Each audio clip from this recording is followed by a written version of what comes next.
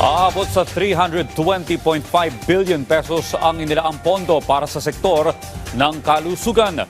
Mas mataas ito kumpara sa kasalukuyang budget. Yan ang ulat ni Gab Villegas. Para sa street sweeper na si Elaine, wala siyang gasto sa pagpapagamot sa ospital dahil sa PhilHealth. Nang malamang tataas ang pondo para sa universal healthcare sa susunod na taon, ito ang kanyang naging tugon. Kung sa tataas po't mas mahirap ang mapupunta, mas okay po yun. Kasi maraming nangangailangan na mahihirap na gaya namin.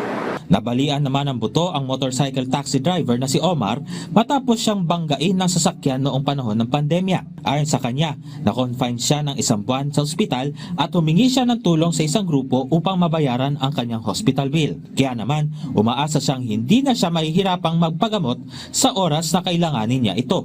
Maganda yung mura yung gamot para hindi tayo mahirapan bumili. Mula sa 247.5 billion pesos na budget ngayong taon, sa panukalang 2026 national budget, umabot sa 320.5 billion pesos ang inilaang pondo para sa sektor ng kalusugan. Umabot naman sa higit 260.2 billion pesos ang nakalaan sa Universal Healthcare Program para sa susunod na taon. Sa Bagong Pilipinas ngayon, sinabi ni Department of Health Assistant Secretary Albert Domingo na prioridad ng DOH ang Zero Balance Billing Program ni Pangulong Ferdinand R. Marcos Jr. Sa ngayon, nasa 78 DOH hospital sa bansa ang nagpapatupad ng Zero Balance Billing at inaasahang madadagdagan pa ito sa mga susunod na buwan. Kailangan sustainable yan at hindi lang yun, no? Tinitingnan natin yung posibleng expansion nito kasi dumadami yung pasyente.